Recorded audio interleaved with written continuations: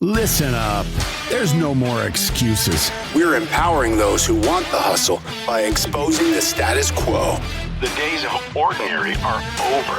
It's time to crush mediocrity and start discovering your greatest potential. Welcome to the Hustle Nation. To the Hustle Nation. To the Hustle Nation. To the Hustle Nation. To the Hustle. Welcome back to another episode of the Hustle Nation podcast. Today, as always, a real treat, Mr. Arturo Gomez is in the house. Arturo is a private aviation, luxury travel, and hospitality entrepreneur. You've got your hands in a lot of different things. Arturo, welcome to the show. Thank you, guys. Very excited to get on board and to have a chat today. Likewise. Thanks for being here. Yeah. So we got connected online, and I saw what you got your hands into and some of the stuff you're doing, and I said, we got to talk. You have a fascinating story. You've been involved in a lot of different industries and had success in all of them. I'd love to hear a little bit more about what you're currently doing, and then want to dive into your journey and how you've got this far. Yeah, totally. I think it's important to share that I've also had some extreme failures along the way. So, successes, yes, they're abundant, but there are some pockmarks along the way too that that I think help facilitate the drive towards success for sure.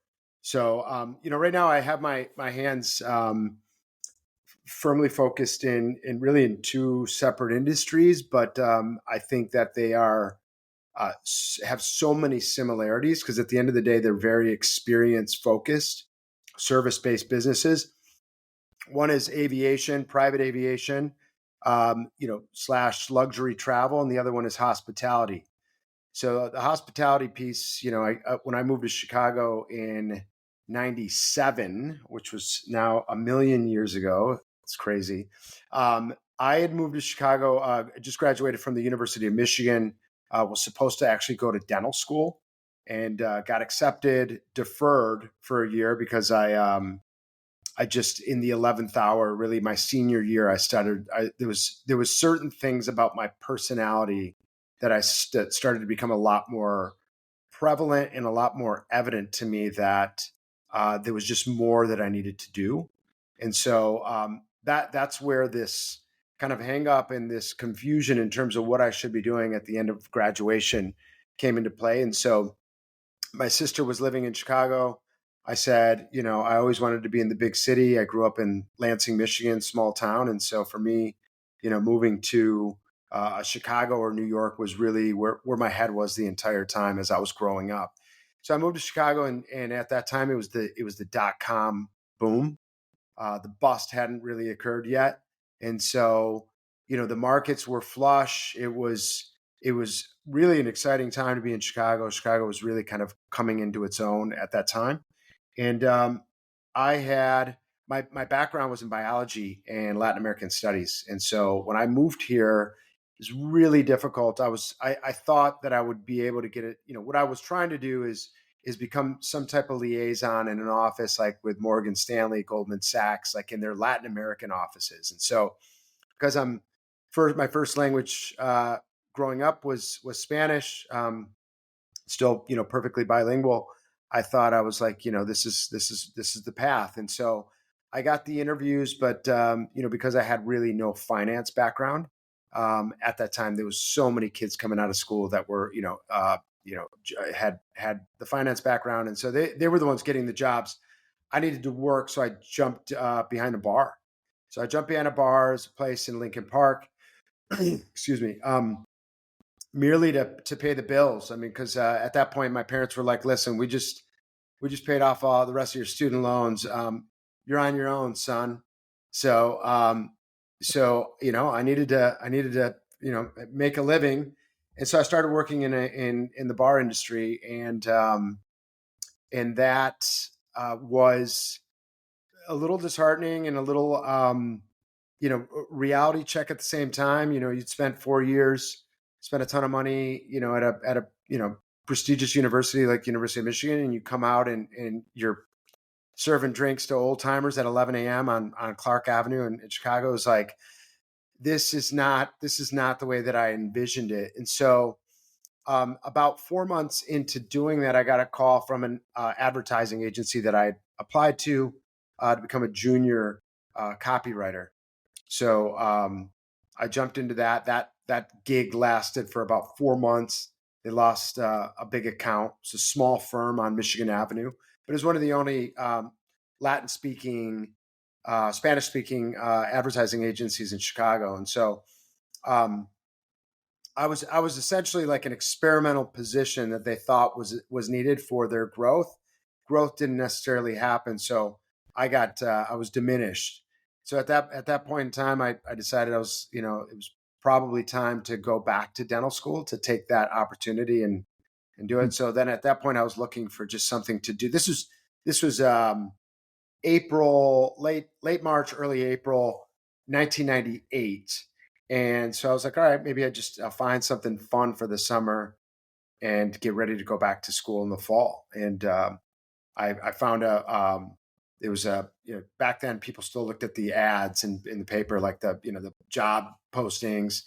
And so I saw there was a nightclub opening up. And so I was like, well, what better way to spend your summer than working at a nightclub? So I went, applied. They had me come out and interview. And first thing they asked, which I'm sure it was a valid question, was they're like, your name's Arturo Gomez. Do you speak Spanish? I was like, yeah, I'm fluent. They're like, all right, well, you speak English, obviously. I was like, yes. They're like, well, we're going to put you in charge of all the bar backs. We're going to make you the head bar back. I said, okay. So again, 2 weeks into this thing, this place was just opening up. So opening night, every celebrity you can imagine at that time, you name it. So like Billy Corgan, Michael Jordan, Tiger Woods, a long list of celebrities that were there. And I'm carrying bags of garbage and cleaning up throw up. And it's like, I'm literally on the dock throwing out these bags of trash, and Tiger Woods comes out with his security and they're getting ready to leave. And it's just literally him, his security, and me. And I'm like, I didn't go to school to do this. This is BS, man. And so about a week after that, I called the front office or the GM and the ownership, and I was like, hey, I got to get going. This is not where I need to be spending my time. And so they said, well, listen, we want you to stick around. We're going to give you some more money. So they made it interesting enough to stick around. About a month after that, they fired the GM and made me the general manager. So I went from, head bar back to GM in a span of probably about 2 months. Had no clue what I was doing, but I think there was certain leadership tendencies that I was starting to understand that I had through sports and athletics, through high school, going into college, and then when I started to get into the real world and started having work in teams. And so I knew that I liked that. And the nightlife hospitality industry really was forcing me to be right brain and left brain. So essentially, you had to be good at numbers. And if you were, essentially good, you had some attributes that you could contribute on the creative side, then you became essentially this individual that had a lot of power behind you. And so I fell in love with that. I fell in love with having the responsibility to manage people, motivate them, guide them, mentor them. Not that I was doing a ton of mentoring at that point in time. I was certainly weighing in with my opinion on a lot of stuff, but and so that's how my entrance to hospitality started. And so fast forward 3 years after that, two of the guys that I was working with for essentially, I was made a small partner in the business about a year into that. 2-3 years later, those guys peeled off, started a company called Rocket Ranch Productions, and they asked me to come on board. And so I came on board as the third partner of that company. That company we launched in, I think it was 2001, and we grew that to about a $46 million company. So we opened various places in the city of Chicago, opened some places in South Florida, At the time of my departure, which was very beginning of 2017, I was the president of the company, and we had, close to 1,500 employees. And so it was, it was a long run. I was there, 18, 19, close to, 18 years. And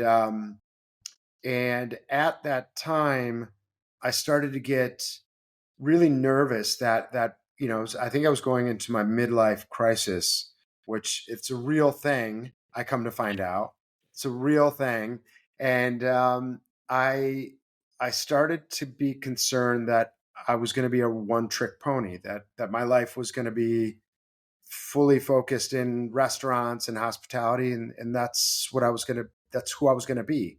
Um, Mm. Same time, my relationship, my partnership, um, I would say started to erode.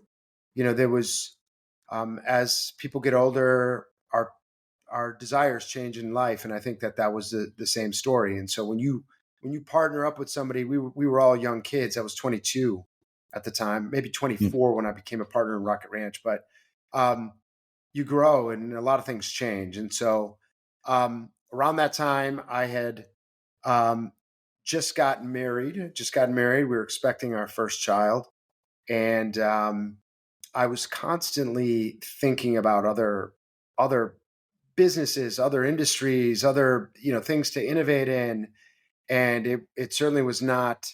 My partners were getting a little frustrated with this wandering eye that I had. Um, I didn't really care, but it was just so.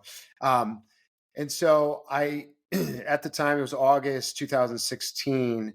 I wanted to go to a Michigan Iowa football game, and it was going to be in November. And at that time, my wife, we would have the baby, our newborn, would be about a month and a half at the time that I was requesting to go to this game. So my wife's like, so wait, let me understand. You're asking to go to Iowa City with your guy friends for the weekend and go get trashed and watch, football game. The baby's gonna be a month old, right? And I was like, yeah. She goes, sorry to swear, but she's like, F off.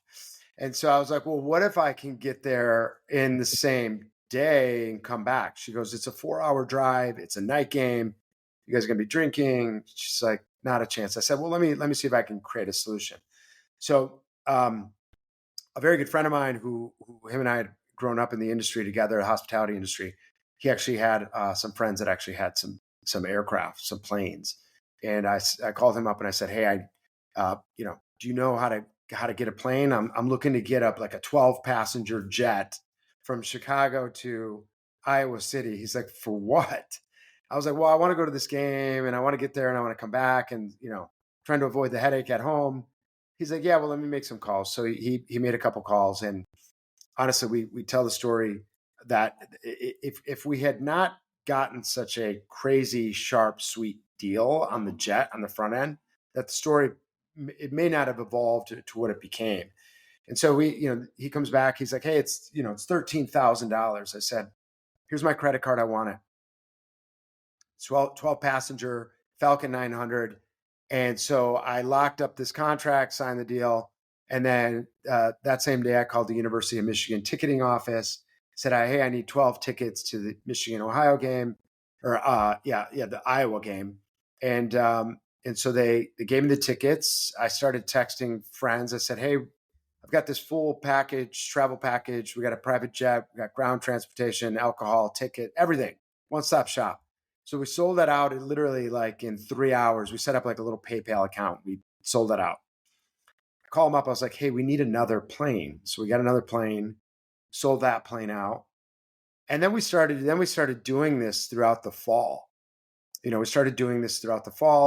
And so from August of 2016 till the end of December 2016, we did probably about 5 trips that essentially became a proof of concept. People were like, well, one, I was trying to keep this under the radar, and like it was all black ops, and so eventually it kind of came to a head, and my partners were like, "Hey, we restrict you from doing that." I was like, "Well, that's you can try to restrict me, but this is not going to work out well for everybody, right?" And so, in January 2017, I went and raised close to $1 million to get this thing started. And so, once the money was approved, essentially funded in mid-February 2017, I quit. I sold my shares of my portion of the company back to my business partners, and I left. And so that was the story of me kind of embarking into aviation, and I had everybody telling me, they're like, "So what do you know about aviation?" I said, I don't know anything. Here's what I know. I know planes fly. I know that. And I know myself. I know that I'm extremely dedicated and that I'm not going to stop until this gets figured out. And I'm really very good at research. And so I'll go find the answers.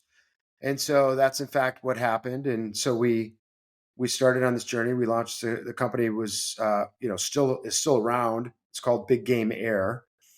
At the beginning of Big Game Air, once we launched it in August 2017, kind of very quickly thereafter, I started a company called Triumph Jets. And my partners on Big Game Air at the time were like, "Hey, man, you need to focus. Like, what are you doing?" I was like, "Well, there's going to come a point in time, I think, in the future that people are going to not understand that we can do all things in aviation, but this is very niche. Big Game Air is, it's very clear essentially what we do, and that it's very sports related." And so that was the truth. And so we were not being considered at all by anybody that was trying to do anything aviation wise outside of sports. So if there was a scheduled event called Super Bowl, the Masters, the Derby, college football, whatever, people were calling us because we were handling tickets, we were handling the aviation part. And so around end of 2018, and mind you, the first year of business was brutal. I mean, it was, we were inches from death,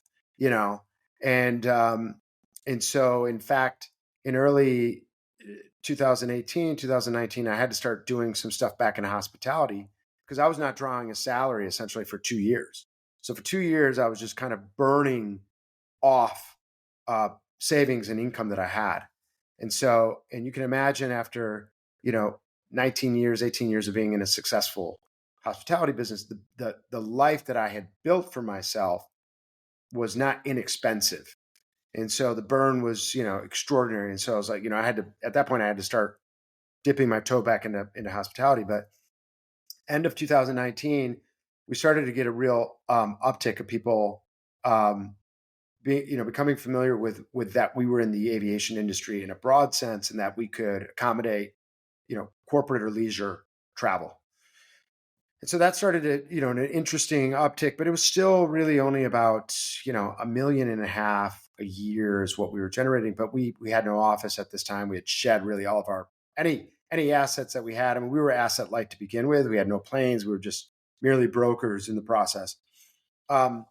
We started to see something that we were that really kind of refocused us. We were like, okay, so now there's another business that is starting to come to life. And at that time, Big Game Air was probably around $1.5-2 million as well. Certainly not enough to sustain us. The profitability is good, but it's a scale business. You gotta get the business to size. And so 2019 continued healthy uptick. 2020 hits, and we're literally on the two polar opposites of the spectrum, where hospitality got completely utterly annihilated, and aviation went through the fucking roof. So we could not have been, the emotions that were going through my mind on in this existence, where it's like you literally are watching, things that you've been a part of for the last 20, 25 years be completely destroyed. And then you're in this other business that you've now been in that business for about 5 years. And so you're no longer a newbie. And so you you're dangerous enough to be dangerous, right? You have enough skill set and assets to be able to play in that space. And so our business from the end of 2019 till 2022 grew about 500%. So it was extraordinary growth, a really crazy story. And so, now we've moved our headquarters to Miami. My business partner he was in hospitality all the way up until 2022. He's fully in the aviation side. I have since then kind of re-immersed and dove back into the hospitality side of it, where I spend probably 60% of my time is in aviation. 40% is in hospitality. And, on any given week, it can sway a little bit, but joined up with three guys that I've known for a long time, came on as a partner in their business, which is called Celeste. It's this 4-level entertainment venue. It's cocktail lounge, supper club, nightclub. It's a really unique property. But they have had a real appetite for growth, super passionate about hospitality. They're in the real estate business. That's really kind of where their wealth and where their careers started. And so we're opening 2 more restaurants together this year. And I think that this time around, though, it's a little different for me because previously I didn't have another industry and other businesses that were occupying time. And so as we're architecting this new hospitality company that we're building, which is called the Celeste Group, which this is the first place that I'm actually announcing that. And that'll be announced here in the press, probably in the next week and a half. But the architecture of the businesses, I mean, we're all in our mid to late 40s. It's really focused on the future of hospitality in the sense of talent, And so my objective is to find young men and women that really are passionate about doing the things that we did throughout our 20s and 30s, and that are just looking for an opportunity and a chance to shine. And so what I know is committed and dedicated to coaching and mentoring. It's part of my purpose. It's part of my fabric. And so that, I think, enables myself and the company to go find young talent, because it's abundant. And there's some people, honestly, that we meet that don't even know that they have the talent, and it's you have to foster it, and you have to encourage and empower and inspire them to kind of reach, for bigger things. But it really is the only way that I can actually do 2 things at once. It's like, Elon Musk has insanely, creative and intelligent people that are behind him on each one of these businesses. He may quote unquote be the CEO of these companies, but these companies are run by some of the smartest people on the planet. And the only way that he's able to move from industry to industry, and one, he's a generational mind, but he is he's supported by some extreme talent. And so that, to me, is it's all worth the investment that's required to be able to do that. And so when you look at the pie, my size of the pie is kind of irrelevant. It's I think we can grow this thing. I think I have a percentage of that pie that I have in my mind, but it's all fair and equitable, and we still are leaving portions of this on the table so that other people can come to the table and eat. Yeah. So that's where we are right now. That's awesome. Want to take a quick time out. There was a couple of times when you were speaking there where you cut out, and okay. Could be your Wi-Fi, could be a couple of things, but one of the things I'd ask is if you have other tabs open, if you could X out of them, because sometimes that can help web browser speed a little bit. I just want to make sure that there's no issues with the recording. I've got thousands open. That can do it. That's it's typically like my computer. You're good. It's wild. I looked at the website for the Celeste property in Chicago. That's amazing. It's cool. Very unique. Very different. Very cool. Where Let me are know we, when you're done, and guys? I'll get back to Okay. asking some questions. I also am using a microphone, which should be fine, right? Yeah, That should be fine. Okay. Yeah. perfectly Okay. good. Cool. Typically, the recording is actually higher quality than what you see. So if you see one of us who's a little blurry, that's pretty normal. That's kind of part of the recording to the cloud. And Riverside usually syncs it up, so it basically is recording to your computer and then syncs Yeah. up. So it shouldn't be a problem. We just didn't want it to Cool. get worse. Cool. Yeah. So we're good. All right, Arturo, that's an incredible story. So interesting and so fascinating in so many ways. The one thing I couldn't help thinking about as you told that story was what would have happened if you stayed as a junior copywriter?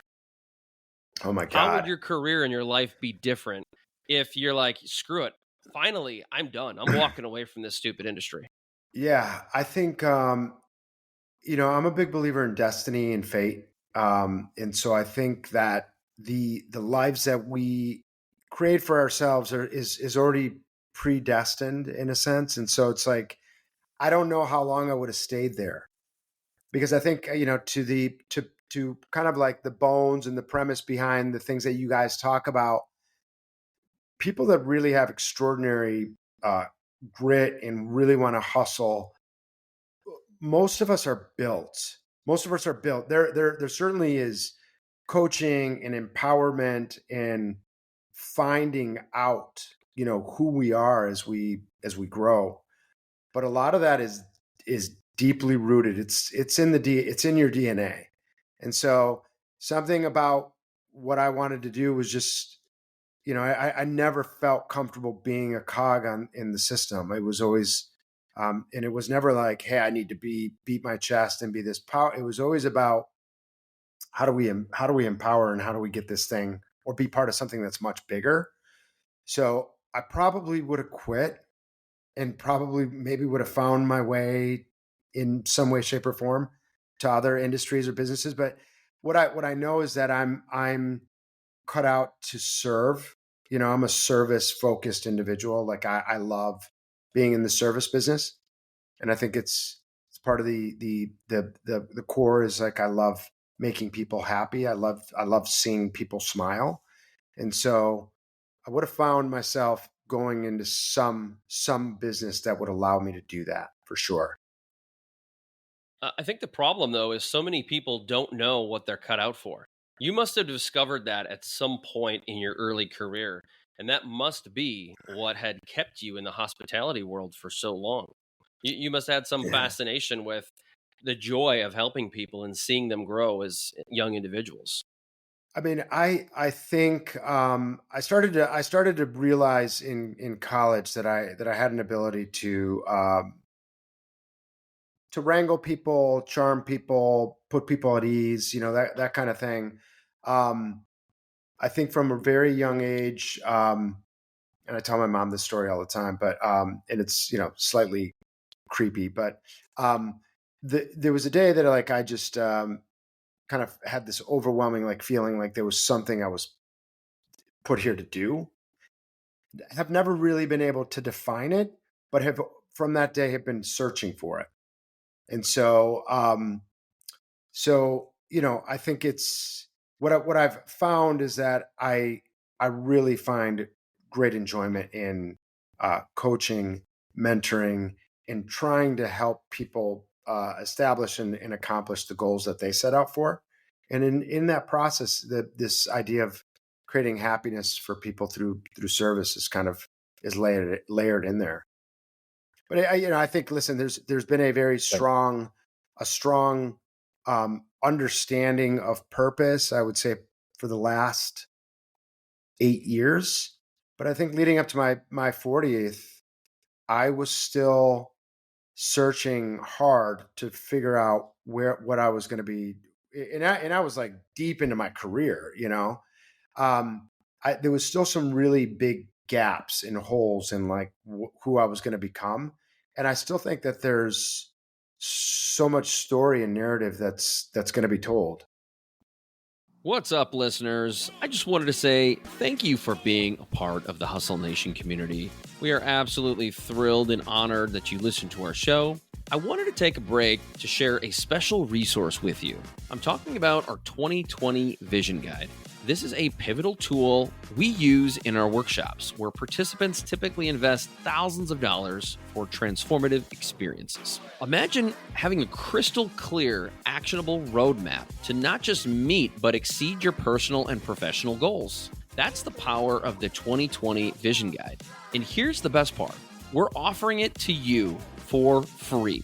This is your chance to leverage a tool that has propelled hundreds of people achieve unparalleled success.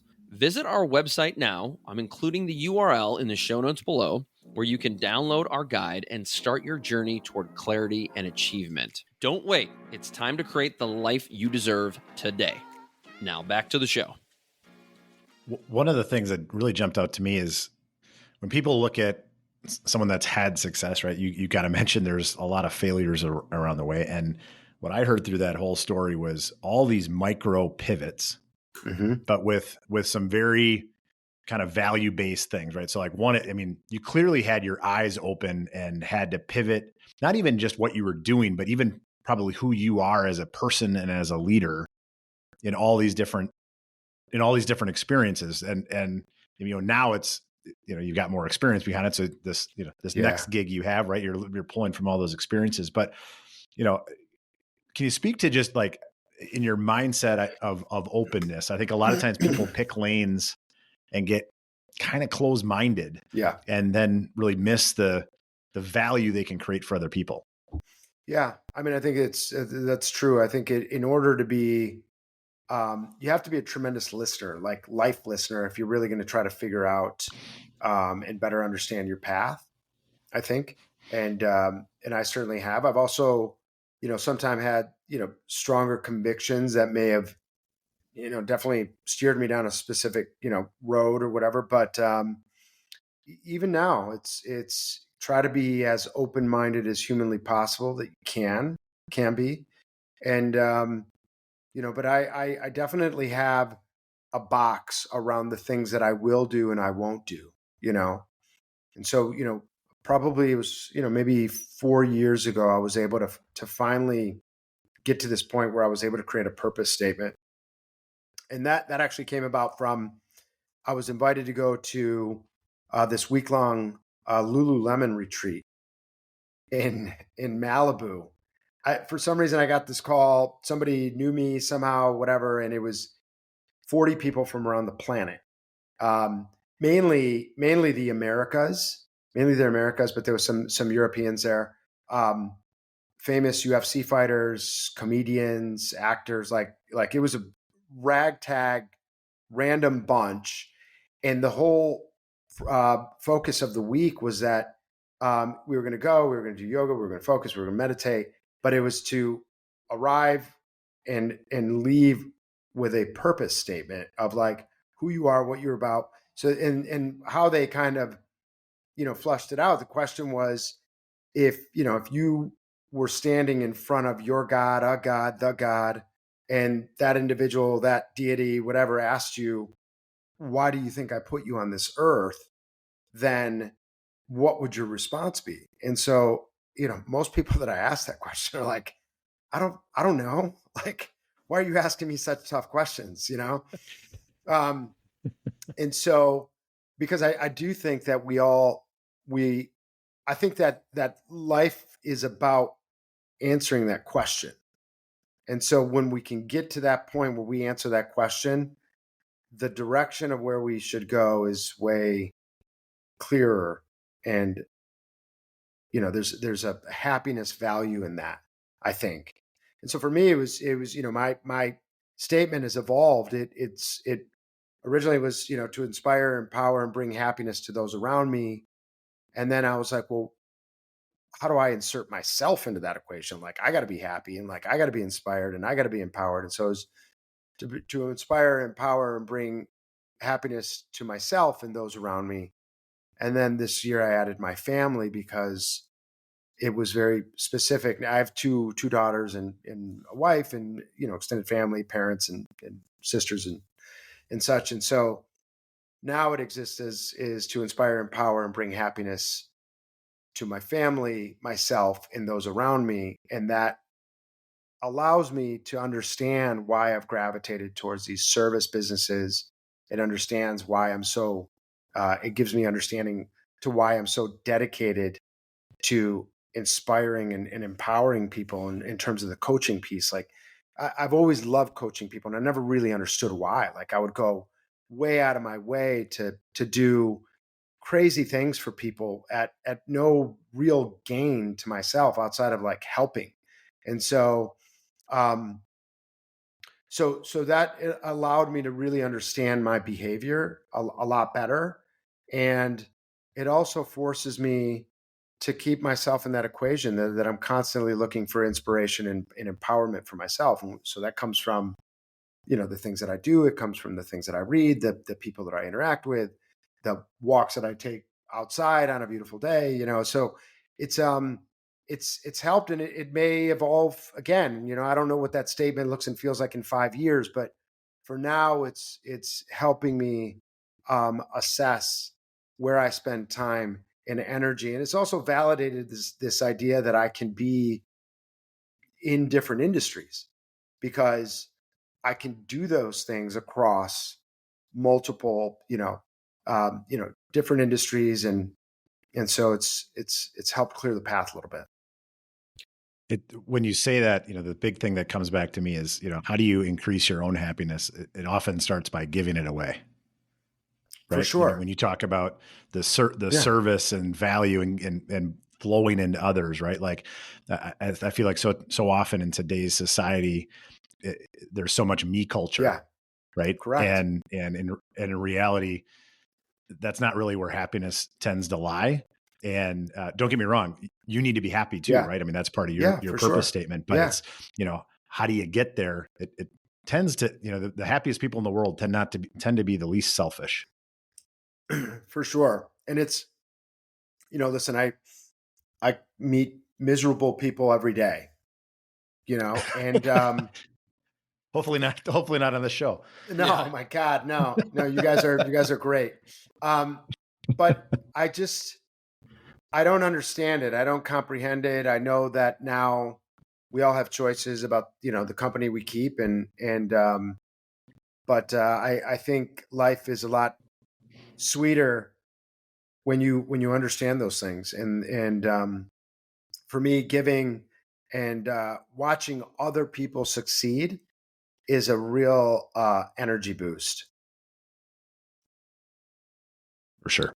What I found interesting about that whole story that you shared with us is it reminds me of something that we do a lot in our coaching program, and something that I've been doing for a long time, which is helping people create a crystal clear vision or vision statement. And not, for those listening, it's not the vision statement you see on a typical website that's snoozy, corporate speak, and boring. Yeah. It is understanding where are you now and where do you want to go? Where do you want to be? And as much personally and professionally as it is anything else. Yeah. And I found that there are some successful people, highly successful people, that they don't really know what they want. They don't really know where they want to be. A lot. And I think if you don't have that roadmap to drive from Wisconsin to Miami, Florida, I mean, good luck, right? You can want it all you want, but wanting it and having a roadmap are two different things. And so I'm really curious when you're helping people, how do you see that? And how has that translated into a lot of your leadership and coaching? Yeah. I mean, it's first and foremost, it's, the questions about, why are you here? Like, why are you doing this? Like, is it a means to an end? Is it to pay your bills? Is it, because I think, and these are conversations up and down the ladder with people that are experienced and inexperienced. I think you first have to understand why you're doing certain actions before you can begin to assess what the next step is. And so, and then the question is, well, where is the end game? What would you rather be doing? What would your life, how would your life look differently? And if, people are painting pictures that are entirely different than what they're currently doing, I said, well, then here, there's a real issue here. We can solve it, but the issue is that you're doing something you don't really want to be doing. And so, and for a lot of people, it's easier said than done, right? It's like, well, hey, I'm making $100,000 over here, but I'd rather be a painter in Paris.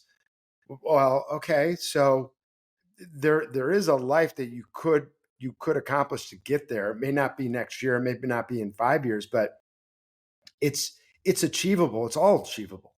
So I think it's getting into these heartfelt conversations with people to really understand um, what makes them tick, a little bit understanding their origin story, and really what they're trying to accomplish and who they're trying to be. And so I think when you really try to keep your career and your family church and state, I've never been able to do that.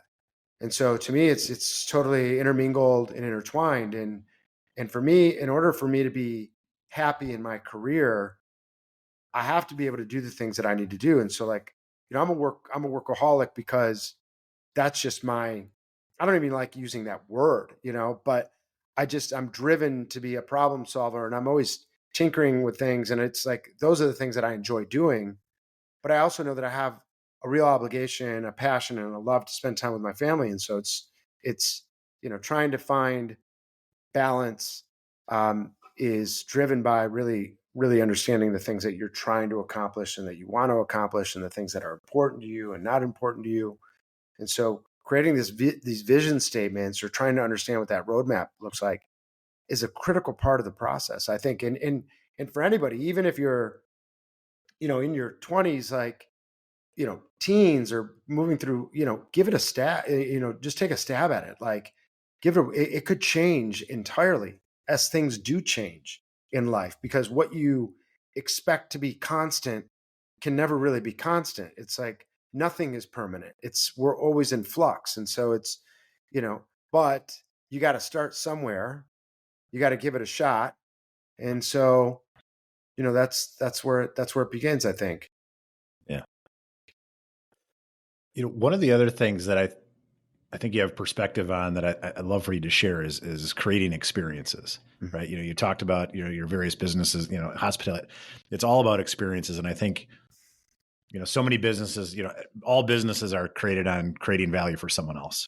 But I think, in today's business world, there's a lot of people that talk about experience, but they don't necessarily deliver one. So, I'm curious, in all of your business experience, like, what are some things you've seen are ways to really change your lens to really heighten that experience? I mean, listen, I think the idea of real service, white glove service, is a dying thing, and I'm dedicated to making sure that it does not die.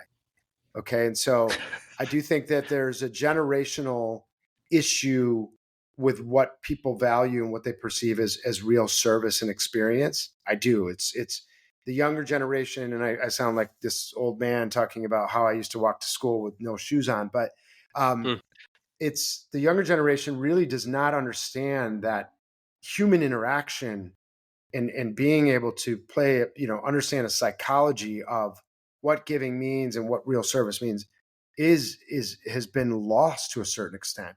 I've kids that I'm coaching and mentoring, and they don't understand. I'm like, hey, I'm making your business cards. Like, business cards, like, yeah, you should have some method of connecting with people and doing some outreach, and you should understand what shaking a hand means, and you should go get face to face with somebody if you really value that business.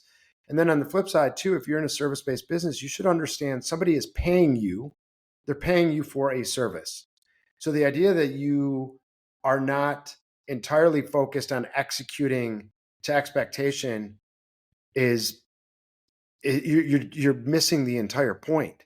And so I think that the world, business, and just in humanity, we would be a much better place if people really tried to understand what the outcomes were going to be of their actions and focused on creating a better experience overall. And so I do think that the pandemic shook a lot of that out in a bad way, meaning that there were people that I think abandoned service-based businesses and service-based, specific characteristics because we had to, or things were very diminished in the world that we lived in for a period of 2 years or whatever. And so certainly in hospitality, it's very evident that a lot of the older hospitality, like IP, people that had been doing it for a long time, moved on to other businesses because these were the people that said, never again am I going to be put on the sidelines and be, forced to think that I may not be able to feed my family today. And so we lost a lot of that upper tier, experience level from the pandemic. Some people are coming back to it. Some are, because I think they're starting to realize that being in the service business or hospitality business, they're passionate about. But it's, it also gave them an opportunity to get on the sidelines and realize that, hospitality, for example, is a very rigorous business and it's not for everybody.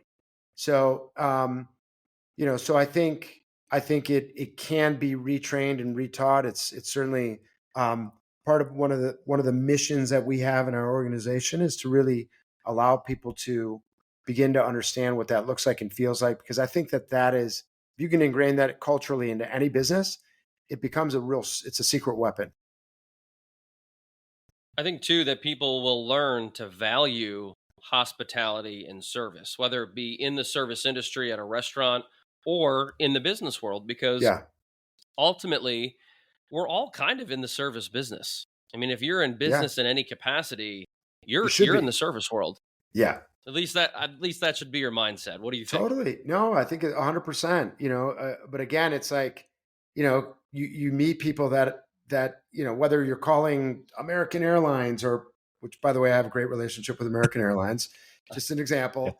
You call and you encounter somebody that really should not be providing any kind of service for anything, because it's like, hey, listen, I'm calling you, you're the service person, and you're giving me static, or you have this attitude. It's like, life could be a lot simpler if people understood that. But along with service and along with coaching and that hustle DNA that I talked about, I think that there are people that were built to understand how to service and how to create an easing relationship with people that they meet. Yeah, without a doubt. But I think the lens of an experience too, I think far too often, again, I think people had the lens of themselves versus the lens of the customer. Yeah. And it's, often just those little things. I was at a hotel just this past week. Right. And just little things, right? Like that the guy opening the door asked my name. And when I showed up at the front desk, they knew my name.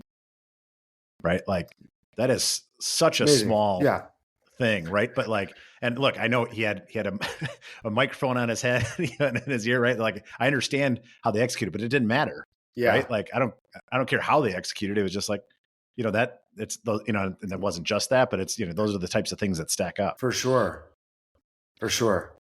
So completely necessary. So, as you look at, all the different, businesses you're in and experiences and things like that, what's on the horizon? What do you see in the next 2 to 5 years in hospitality and just the experience-based businesses you're in? Yeah. I mean, I think we're in the experience economy. I think the experience economy has started, and it started, maybe 10 years ago, where the value of experience has increased dramatically. And so you have, right now in travel, really across the board. So from, very accessible travel to super high end luxury travel, business is wildly busy, and it's really a testament to the fact that people are willing to spend money on experiences and are slowly starting to move away from this perceived value of physical things, right? And so, somebody'd rather spend $12,000 on a vacation with their family than going to get a $12,000 Rolex or something. And so we're seeing that. To me, it makes me very happy, because I think that these are the things that create lasting memories, right? That forever in your mind, in your life, these will be things that will be there, and you'll be a lot richer of a person in experience by doing these things and having that commitment.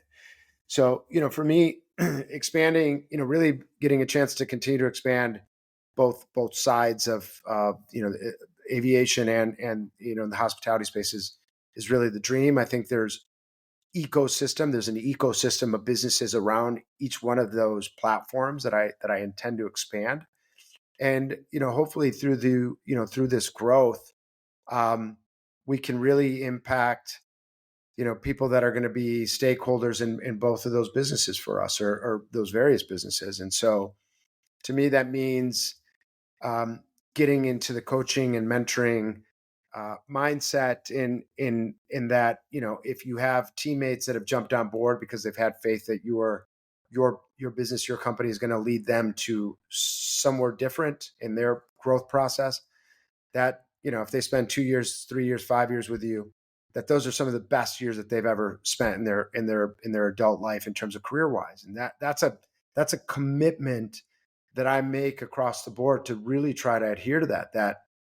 And so what does that mean? It means, giving an opportunity and creating an opportunity for real career growth, giving them a skill set that's going to make them extremely valuable and talented in wherever they want to go, and not just for us. I mean, I tell everybody, I said, listen, the things that I'm going to teach you and the things that we're going to focus on, don't ignore that I'm teaching you because this is going to be important for us, you in this job. I'm teaching you these things because this is going to make you better at whatever you do beyond us. And so if you're here for 5 years, great. You have a long runway. My hope is that the things that you learn here, the time that we spend, makes you that much happier, more valuable into the future. So That's phenomenal. I love that. Arturo, I'm going to ask you one last question Yes. before we let you go. For all those listening, what is one quick leadership tip or maybe productivity hack that is your absolute favorite right now? Leadership tip. God, oh my God, there's so many, but I think assessing, what you really expect for yourself, this is, these kind of going back to like biblical 10 commandments. It's like really treating people with the kindness that you too would expect. And I think, leadership also requires a commitment to sacrifice. I mean, you really truly have to be committed to being the last in the line. There's a famous book by, I think, Simon Sinek. It's like Leaders Eat Last, and it is a fact. It's you have to be really comfortable with being the last person that you consider in the process. And in doing that, it's, people that are really hungry towards leadership, that is their selfish pleasure, though. Their selfish pleasure is making sure everybody is okay. You good? You okay? You good? And then that's where their fulfillment comes. So, but I think, leadership is certainly not for everybody. Certainly everybody can practice it. They can practice it. I do think that there are some people that are just born innately towards being great leaders and have that willingness to sacrifice just kind of ingrained in them. So I think assessing that, checking the temperature on that, as far as organizational or growth hack, write things down, plan it out, map it out, journal, dreaming is important. You can't really achieve things without actually dreaming it. So it's, somebody had told me in the past, when I asked him, somebody I wildly respect was, for a long time was mentoring me. Actually was somebody that was critical in the start of Tesla, actually. Said, if you can dream it, you can achieve it. And so if you can, in your mind, you can visualize what it could look like 5 years from now, 10 years from now, an hour from now, well, then you have the map. The dots is already established. You can go backwards from that. So dreaming is a very critical part just in life in general. I think you have to have aspirations, write them down, keep yourself in check. Little things every day get you to the big goal. So powerful and so true. Arturo, thanks for being here today. Before we let you off the hook, can you tell everybody where they can find you online? Maybe drop a couple URLs to some of your websites, your businesses. Yeah, I mean, Triumph Jets is going to be one of them. That's our aviation focused business. Big Game Air is another business that we have. BigGameAir.com, TriumphJets.com. The Celeste Group, as I mentioned, will be visible publicly here probably in the next 10 days. The best way to get in touch with me and to see the various businesses that I'm involved in is going to be in LinkedIn.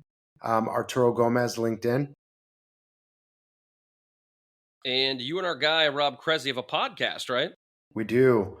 It's called Leadership DNA. So we're two guys that are insanely, hooked and dedicated to talking about, the attributes that make leadership a superpower, essentially, and all the things that go into that. So we jam, try to put something out on a weekly basis. I actually have a session with him tomorrow to get a couple recordings in.